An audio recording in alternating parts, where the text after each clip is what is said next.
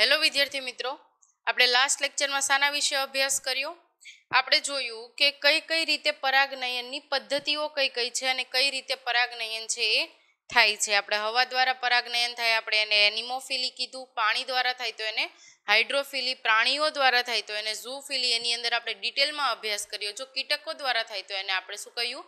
એન્ટેમોફિલી છે એ કહ્યું. તો હવે આપણે જોઈશું કે બાહ્ય સંવર્ધન પ્રયુક્તિઓ. પહેલા તો કોને કહેવાય બાહ્ય સંવર્ધન પ્રયુક્તિઓ? કે જે અમુક પુષ્પો છે, જે ફોર એક્ઝામ્પલ લઈ લો સ્વપરાગનયન જેની અંદર જોવા મળે છે, એમાં શું જોવા મળે છે તમને? એની અંદર દ્વિલિંગી પુષ્પો આવેલા છે, એ આપણે જાણીએ છીએ, બરોબર. દ્વિલિંગી પુષ્પો છે એનો મતલબ શું થાય? કે એના એ જ પુષ્પો ઉપર એ પરાગનયન કરશે ને નવા જે પુષ્પો છે એનું નિર્માણ કરશે, એમાંથી ફળનું નિર્માણ કરશે. પણ અહીંયા બાહ્ય સંવર્ધન પ્રયુક્તિઓનો મતલબ શું થાય? કે આપણે એનું સંવર્ધન કરાવવાનું છે. સંવર્ધન કેવી રીતે કરાવી શકીએ? તો આપણે પહેલા તો એને સ્વપરાગનયનને રોકવું પડે. સમજ પડે છે કે સ્વપરાગનયન જો નયનને આપણે રોકીએ તો એ બીજું પરપરાગનયનની ક્રિયામાં ભાગ લેશે, પણ સ્વપરાગનયન થતું રહેશે તો આપણને ભિન્નતા મળશે નહીં. તો આપણે અહીંયા એક કામ એ કરવાનું છે કે આપણે સ્વપરાગનયનને રોકવાનું છે, કે એનું જે અંતઃવહન થાય છે એને રોકવાનું કામ કરવાનું છે. ત્યારબાદ જ બાહ્ય પ્રયુક્તિઓ છે એની અંદર ભાગ લઈ શકશે. તો પહેલા જ હું લખીશ કે જ્યાં ઘણી સપુષ્પીય વનસ્પતિ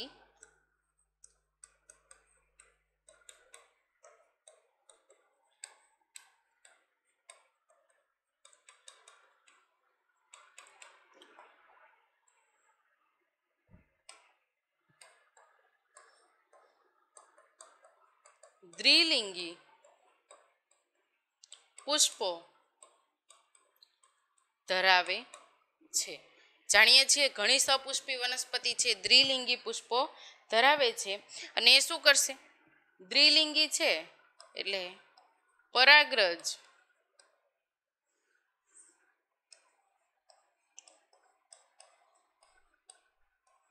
જે મુક્ત થશે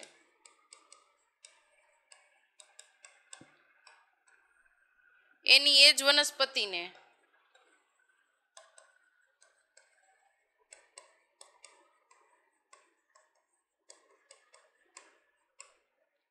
પુષ્પ પર અંકુરિત થશે. એટલે હું આને કહી શકું સ્વ પરાગનયન.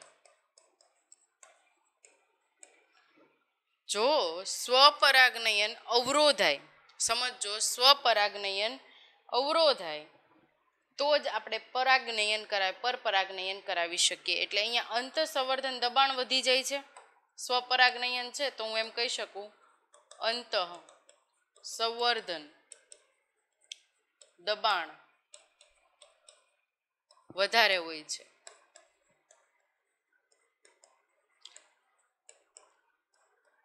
આપણે આ જ દબાણને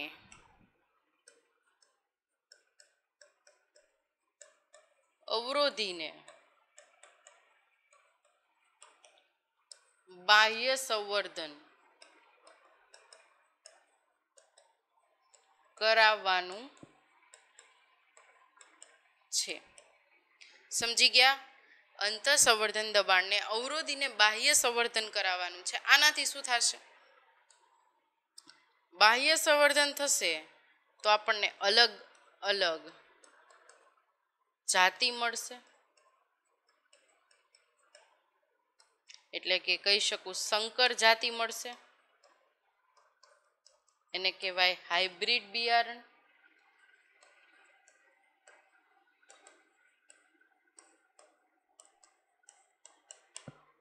પરિણામે ફળદ્રુપતા વધશે. કોની? પાકની. અમુક પાકની અંદર પણ આને આપણે એપ્લાય કરી શકીએ, રાઈટ? તો પરિણામે એની શું વધશે? ફળદ્રુપતા વધશે. ફળદ્રુપતા વધશે તો પાકની અંદર સુધારો આવશે. પાકની અંદર સુધારો આવશે તો પાકના જથ્થામાં પણ વધારો થશે. અલ્ટિમેટલી ફાયદો થશે, એમ તમે કહી શકો, રાઈટ? હવે અહીંયા આપણે બાહ્ય સંયુક્તિ જે પ્રવૃત્તિઓ છે એ કેવી રીતે આપણે કરી શકીએ? તો પહેલી આપણે જે જ્યાં સ્વપરાગનયન થાય છે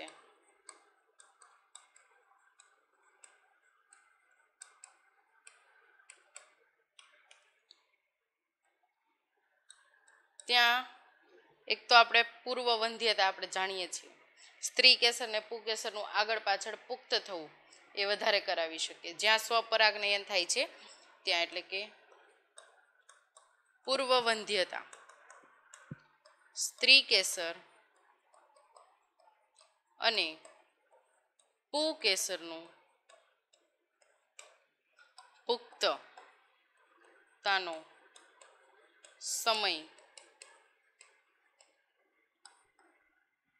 ને ધ્યાનમાં લઈને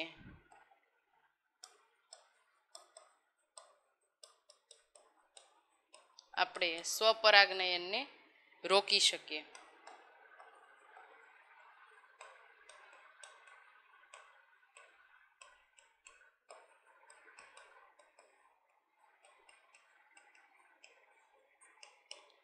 ક્લિયર?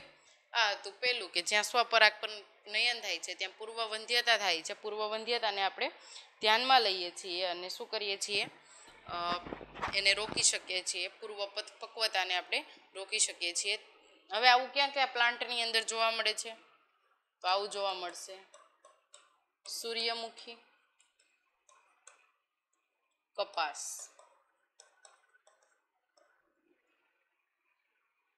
અહીંયા શું થાય છે? સૂર્યમુખીની અંદર પરાગાશય છે એ પહેલા જ પરિપક્વ થઈ જાય છે. પરાગાશયમાંથી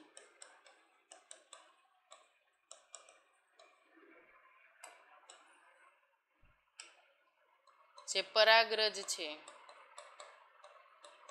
પરિપક્વ થઈને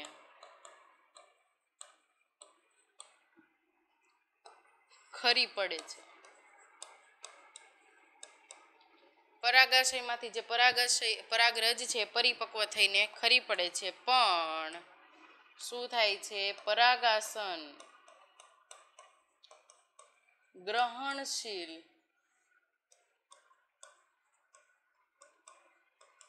હોતું નથી. ક્લિયર? પરાગરજ તો પરિપક્વ થઈ ગઈ પણ ખરે છે, પણ પરાગાસન હજી ગ્રહણશીલ બન્યું જ નથી. તો ત્યાં આપણે સ્વયં જે પરાગનયન થાય છે એને આપણે રોકી શકીએ છીએ. ત્યારબાદ પછી લો બીજો પોઈન્ટ, જે પુકેસર અને સ્ત્રી કેસરના સ્થાન જો અલગ હોય, એક લિંગી પુષ્પ હોય, એક જ વનસ્પતિની અંદર જોવા મળતા હોય અથવા બીજી વનસ્પતિમાં જોવા મળતા હોય, પણ અહીંયા એકના એક ફ્લાવરની અંદર સ્ત્રી કેસર અને પુકેસરના સ્થાન અલગ અલગ હોય અથવા લંબાઈ ઊંચા નીચી હોય તો, એટલે કે સ્ત્રી કેસર અને પુકેસરના સ્થાન અલગ અલગ હોય. ઓકે, સ્ત્રી કેસર અને પુકેસરના સ્થાન છે અલગ અલગ હોય તો સ્વયં પરાગનયન અટકાવી શકાય. ક્લિયર અહીંયા સુધી? તો હવે આવું ક્યાં જોવા મળે છે એ જોઈએ. તો આવું ઘણી વનસ્પતિની અંદર જોવા મળે છે. એક્ઝામ્પલ અહીંયા આપણે લઈએ કે પ્રિમ્યુલા. દાખલા તરીકે હું એક્ઝામ્પલમાં શું લઉં છું? પ્રિમ્યુલા. ઓકે, હવે ત્રીજો પોઈન્ટ, બાહ્ય સંવર્ધન તો જ આપણે વધારી શકીએ જો આપણે સ્વયં પરાગનયન છે એને અટકાવી શકીએ. હવે અહીંયા શું થાય છે કે એક સ્ત્રી કેસરની ઉપર પરાગરજ આવે છે પણ પરાગનલિકાના વિકાસને આપણે અવરોધી દઈએ છીએ. સ્ત્રી કેસર ઉપર પરાગરજ છે એ આવે છે પણ આપણે પરાગાસનમાંથી પરાગનલિકાનો જે વિકાસ થાય છે એને આપણે અવરોધી દઈશું. ઓકે, ત્રીજી પ્રયુક્તિની અંદર શું કહેવા માંગે છે કે જે પરાગાશય છે એમાંથી પરાગરજ તો છૂટી પડે છે, એટલે હું એમ કહી શકું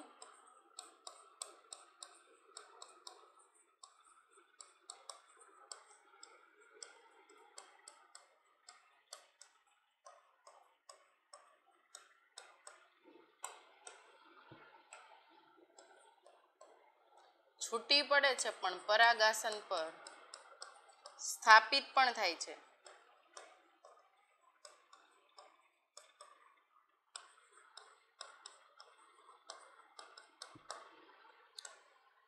બરોબર,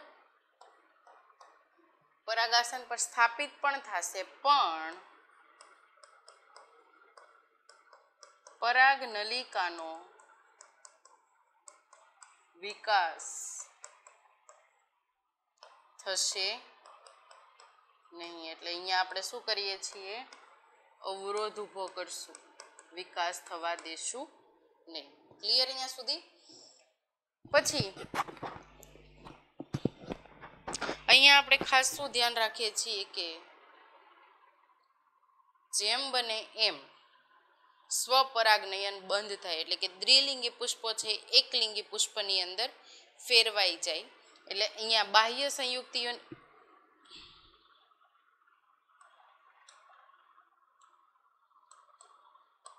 બાહ્ય પ્રયુક્તિનો હેતુ શું છે?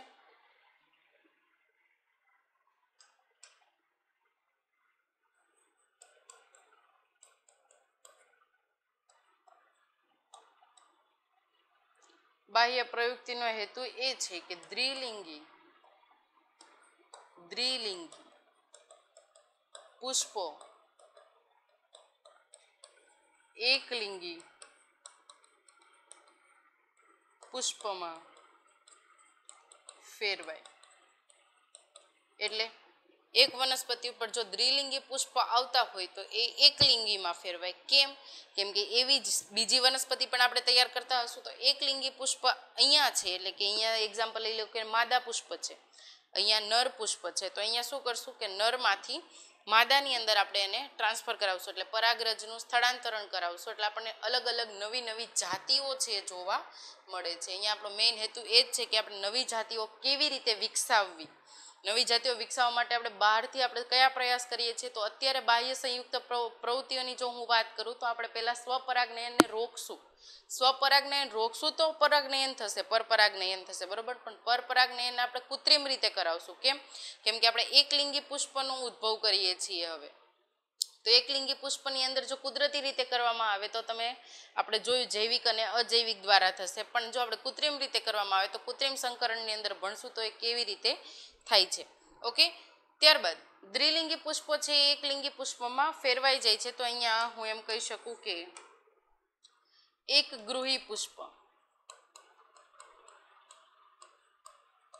ગૃહી પુષ્પોમાં સ્વયં પરાગનયનની જો વાત કરું તો હું મકાઈ લઈ લઉં છું. અહીંયા મકાઈમાં તમે સ્વયં પરાગનયન રોકી શકો છો, સ્વપરાગનયન, પણ ગેઇટેનોગેમી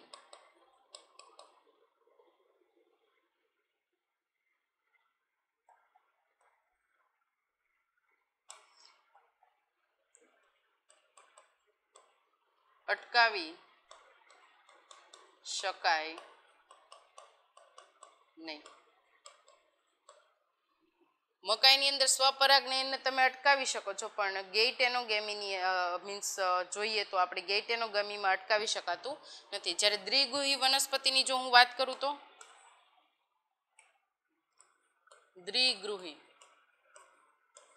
દ્વિગૃહી વનસ્પતિમાં શું થાય છે? પપૈયા લઈ લો.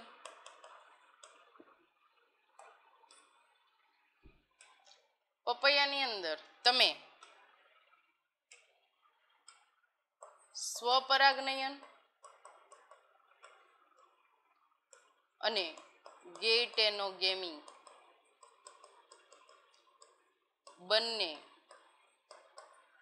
અટકાવી શકો છો. ક્લિયર અહીંયા સુધી? જોઈએ ઘણી સપુષ્પી વનસ્પતિમાં દ્વિલિંગી પુષ્પો આવે છે. અહીંયા આપણો મેઇન હેતુ શું છે? દ્વિલિંગી છે અને આપણે એકલિંગી કરવાનું, કેમ કે આપણે કૃત્રિમ સંકરણ કરાવવું છે એટલા માટે. એટલે અહીંયા દ્વિલિંગી હોય તો એમાં શું થતું હોય? સ્વયં પરાગનયન થતું હોય. સ્વયં પરાગનયનને અટકાવવા માટે આપણે શું કરવું પડે? તો એના કયા કયા અનુકૂલનો છે એ બધા અનુકૂલનોને આપણે અટકાવવા પડશે. તો અહીંયા આપણો મેઇન હેતુ અત્યારે એ જ છે. ત્યારબાદ હવે જોઈએ કે પરાગરજ અને સ્ત્રી કેસરના આંતર સંબંધો.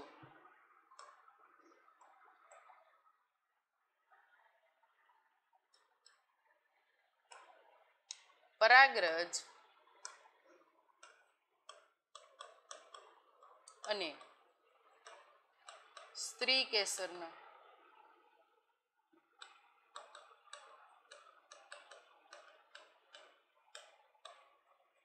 આંતર સંબંધો શું છે આમાં?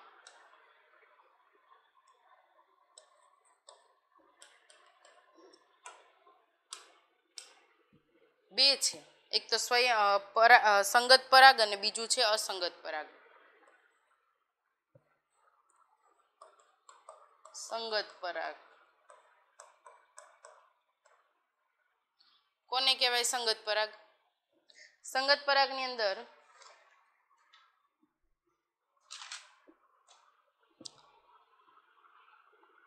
આપણે જાણીએ છીએ કે પરાગરજ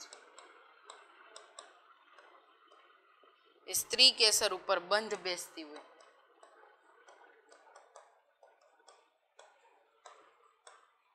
કેવી હોય? બંધ બેસતી જોવા મળે છે.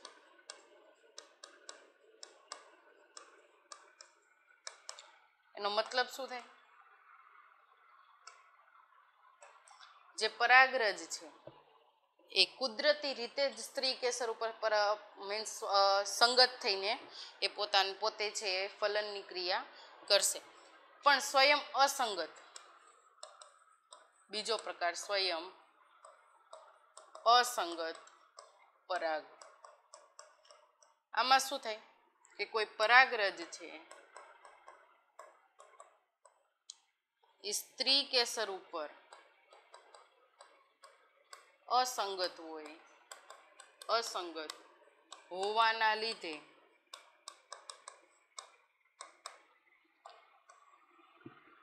સ્ત્રી કેસર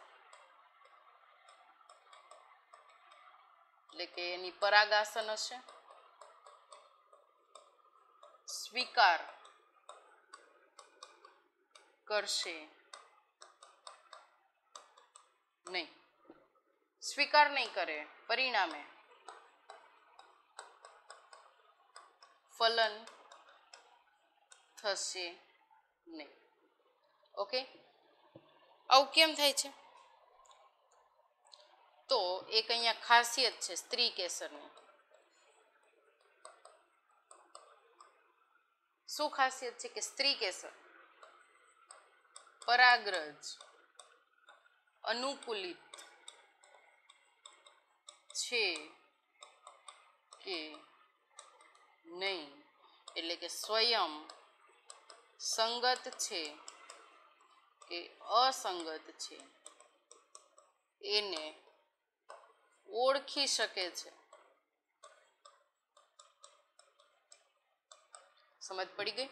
પરાગરજ છે અનુકૂલિત છે કે નહીં, એટલે કે સ્વયં સંગત છે કે અસંગત છે એને ઓળખી શકે છે. તો ઓળખાય છે કેવી રીતે? કેમ કે પરાગરજ શું કરશે?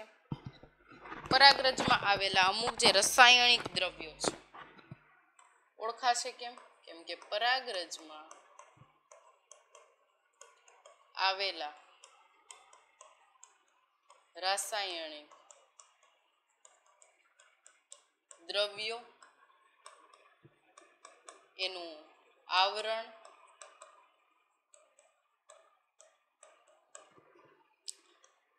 અને અમુક જલ વિતરાગી ઉત્સેચકો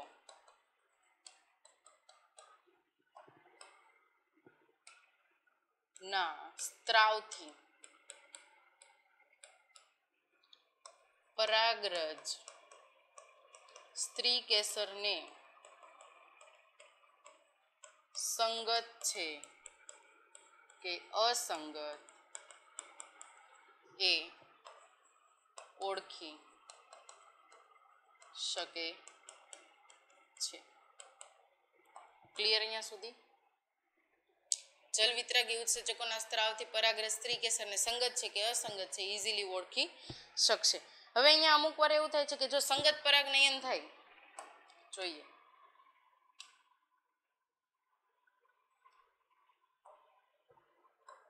જો સંગત પરાગ જોવા મળે તો શું થશે? પરાગનયન થશે. પરાગનયનમાં શું થાય? પરાગરજ છે એ ક્યાં બેસશે? પરાગાસન ઉપર બેસશે, રાઈટ. પરાગાસનમાંથી એ શું કરશે? પરાગ નલિકાનો વિકાસ કરશે.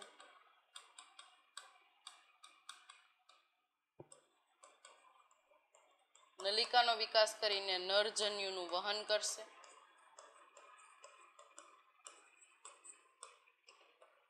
જે નરજન્યુનું વહન થાય છે એ નરજન્યુના વહનના લીધે અંડક ભ્રૂણપુટ બનાવશે. ભ્રૂણપુટમાંથી ભ્રૂણપોષ બનશે, એનો વિકાસ થશે, ફળનું નિર્માણ થશે. એટલે આવી રીતે કન્ટિન્યુઅસ જો સંગત હોય તોની વાત છે, બરાબર. અસંગત હોય તો આ કાંઈ એક પણ પ્રોસેસ થશે નહીં. હવે જોઈએ કે પરાગરજ સંગત અને અસંગતની તો આપણે વાત કરી લીધી, પણ હવે આપણે જોશું કે કેટલીક વનસ્પતિઓમાં પરાગરજ છે દ્વિકોષીય હોય છે. કેટલીક વનસ્પતિમાં પરાગરજ દ્વિકોષીય હોય અથવા ત્રિકોષીય હોય, 3n 2n. દ્વિકોષીય છે એટલે એના જન્યુઓ પણ એ જ પ્રકારે હશે. તો અહીંયા શું થાય છે? 3n માં આપણે જાણીએ છીએ નરજન્યુનો વિકાસ થશે. નરજન્યુનો વિકાસ થઈને પછી એ અંડક સુધી પહોંચશે. એટલે આ જે પણ હશે એ મીન્સ 2n અને 3n શું છે? નરજન્યુ છે. એમાંથી એક નાભિકોષ, જનનકોષ એ આપણે જાણીએ છીએ, આગળ આપણે ભણી ગયા છીએ, બરોબર. અને આ બધું થાય છે શું કામ? 3n અને 2n બને છે કેમ? કેમ કે નરજન્યુનું જ વિભેદન થાય છે, એ રીઝનથી જ બને છે. 3n ની વાત કરું તો નરજન્યુના વિભેદનથી બને છે. પહેલાં આપણે ભણ્યા હતા એક હોય છે અને બે હોય છે, એક નાભિકોષ હોય છે, એક જનનકોષ. આનું વિભાજન થાય છે, આવી રીતે પરાગનલિકા વિકસે છે અને એ ક્યાં પહોંચે છે? અંડક સુધી પહોંચે છે. આના વિશે આપણે અભ્યાસ કરી ગયા છીએ. ક્લિયર? હવે આ વાત કરીએ આપણે જે સંગત પરાગ છે અને અસંગત પરાગ છે. હવે આપણે વાત કરશું કૃત્રિમ સંકરણ. કોના વિશે વાત કરશું આપણે? કૃત્રિમ સંકરણ વિશે.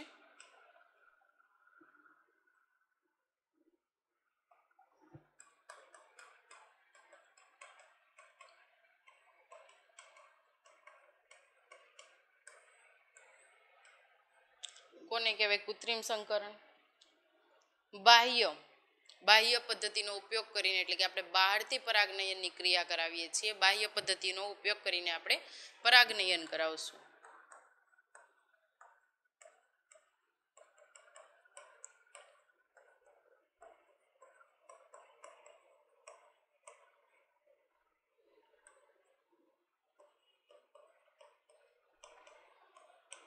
ક્લિયર છે તમને? બાહ્ય પદ્ધતિથી આપણે પરાગનયન કરાવશું. કૃત્રિમ સંકરણની અંદર શું કરશું આપણે? સિમ્પલ એક પ્રોસિજર તમને સમજાવું છું, પછી તમે આપણે બીજું સમજીએ કે જે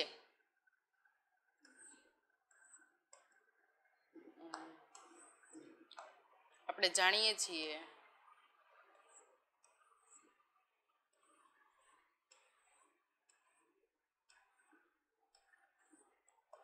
આ શું છે?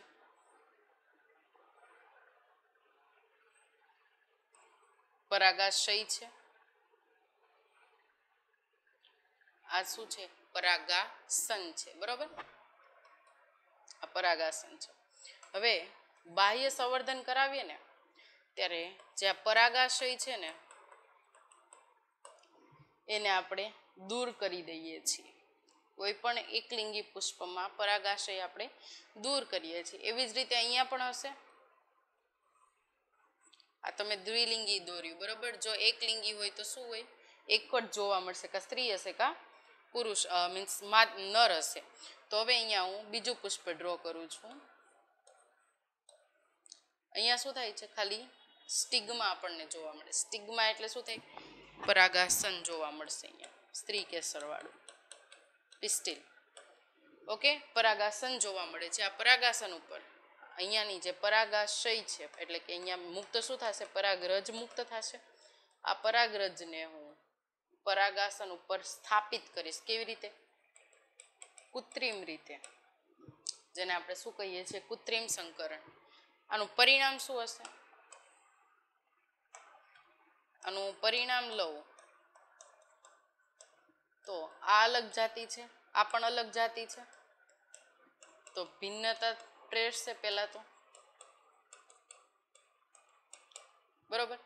ભિન્નતા પ્રેરે છે, સાથે સાથે મને નવો પાક એટલે કે નવી વનસ્પતિ પણ મળે છે.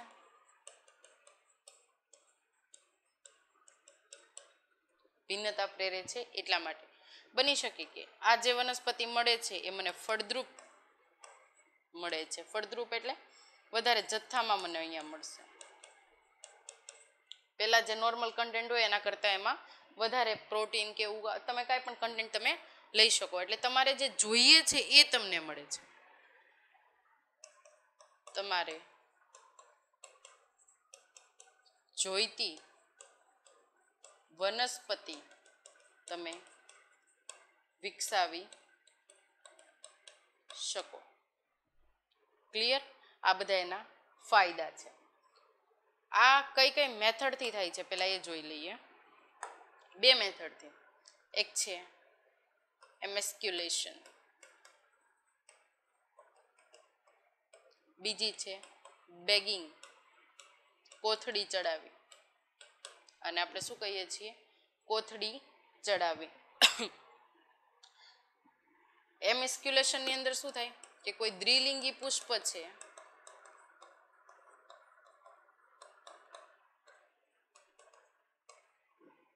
એની જે પરાગાશય છે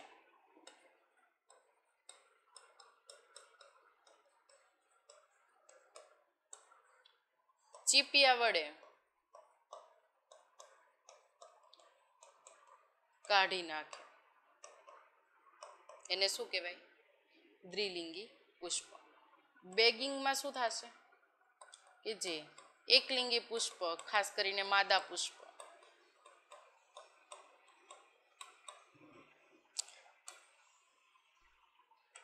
આ બેગિંગની અંદર જે માદા પુષ્પ છે એની ઉપર એક મીણમય કોથળી ચડાવશે. મીણમય કાગળની કોથળી ચડાવશે.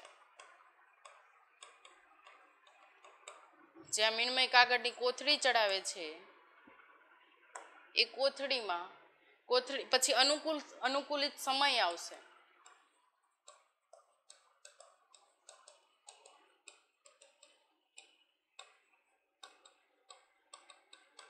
ત્યારે શું કરશે, આપણે જે વનસ્પતિની પરાગરજ જોઈએ છે, એટલે આપણે જે વનસ્પતિના ફીચર્સ જોઈએ છે, મારે ફોર એક્ઝામ્પલ પર્પલ કલર જોઈએ છે અને બહુ બધા પુષ્પો આવે એવું જોઈએ છે, તો એવી પરાગરજ હું લઈશ.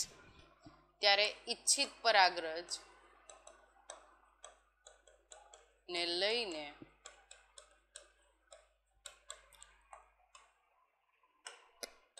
કોથળીમાં મૂકીને એને બાંધી દઈશ. તો હવે પરાગરજ ક્યાં જશે, પરાગાસન પર જશે. પરાગરજ પરાગાસન ઉપર જશે, ત્યાં સ્થાપિત થશે, નર જન્યુનો વિકાસ કરશે,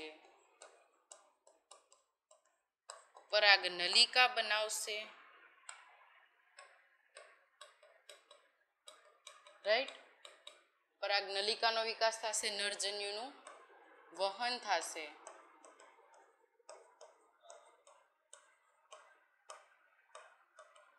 આ જે નરજન્યુનું વહન થાય છે એ નરજન્યુનું વહન થઈને ક્યાં જશે, અંડકમાં. અંડકમાં શું જોવા મળે છે આપણને, રચના આગળ જોઈતી ભ્રૂણપૂટની, એની અંદર એક અંડકોષ અને બે સહાયક કોષ જોવા મળશે. અહીંયા નરજન્યુ પહોંચશે અંડકોષ સાથે, ફલન થશે. ફલન થયા બાદ ભ્રૂણપોષનું સર્જન થશે, પછી ભ્રૂણ બનાવશે. ભ્રૂણપોષનો વિકાસ થઈને ભ્રૂણ બનશે, ફળ. આવી રીતે બેગિંગમાંથી છેક સુધી ફળની પ્રોસેસ થાય છે.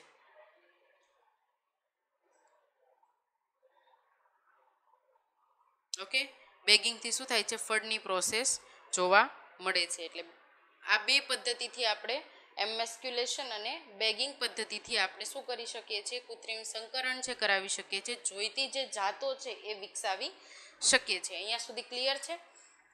હવે આપણે એક પ્રેક્ટિકલ છે અહીંયા.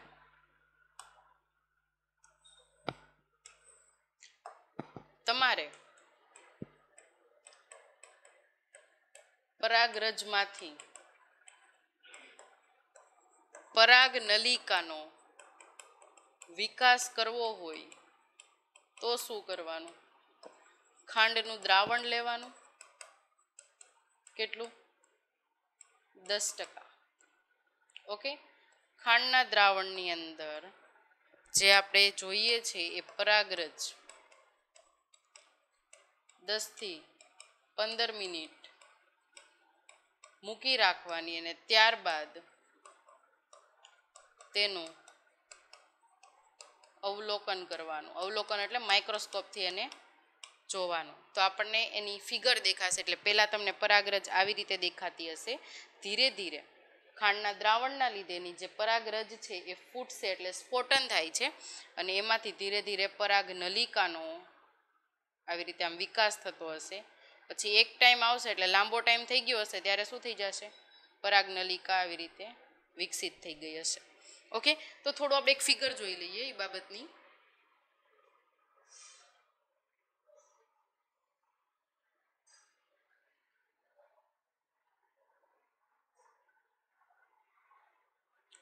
તો જુઓ, આ ફિગરની અંદર શું છે? એન્થર એટલે કે પરાગરજ છે એને કાપે છે, ચીપિયા વડે કાપી નાખે છે. એટલે પહેલી પદ્ધતિ કઈ થાય? એમેસ્ક્યુલેશન થાય. પણ ત્યારબાદ એની ઉપર કોથળી ચડાવવામાં આવે છે. આ જુઓ, અહીંયા બેગિંગ કરવામાં આવે છે. અહીંયા પરાગરજ જે અનુકૂલિત વાતાવરણ એટલે કે તાપમાન છે, ભેજ છે, જો વ્યવસ્થિત હોય તો એ તાપમાને આપણે એની ઉપર પરાગરજ છે એનો છંટકાવ કરીને ફરીથી કોથળીને બાંધી દેશું ને પરિણામે આપણને શું મળશે? કે ફળનું નિર્માણ થશે. ત્યારબાદ એક આ ફિગર છે જુઓ, અહીંયા જે તમને પોલેન ટ્યુબ એટલે કે પરાગ નલિકાનો વિકાસ કેવી રીતે થાય છે એ બતાવ્યો છે. તો આ સ્ટાર્ટિંગનો પોર્શન છે. ખાંડના દ્રાવણમાં એડ કરીને આપણે ડાયરેક્ટ એને જોઈએ છીએ ત્યારે એનું સ્ટ્રક્ચર આ પ્રકારનું હોય છે. 10 થી 15 મિનિટ બાદ પરાગ નલિકાનો વિકાસ થાય છે. એવી બીજી જ ફિગર છે જુઓ. અહીંયા શું થાય છે? પહેલા પરાગ નલિકા આવી રીતે તમને જોવા મળશે સ્ટાર્ટિંગના પોર્શનની અંદર, પણ ધીરે ધીરે તમે પરાગ નલિકાનો પ્રોપર વિકાસ થઈ જશે એટલે એનું સ્ટ્રક્ચર આ રીતનું તમને દેખાશે. માઇક્રોસ્કોપિક ઇમેજ જોશો ઇલેક્ટ્રોન માઇક્રોસ્કોપિકમાં એટલે તમને આ રીતનું સ્ટ્રક્ચર છે એ પ્રોપર દેખાશે. હજુ આ પ્રોપર નથી, આની અંદર પણ હજુ નાના નાના કોષ છે એ આવેલા હોય છે. ઓકે, તો અહીંયા સુધી આપણું કૃત્રિમ સંકરણ છે એ કમ્પ્લીટ થાય છે. તો હવે આપણે નેક્સ્ટ લેક્ચરની અંદર નવો ટોપિક છે એ ચાલુ કરીશું. Thank you.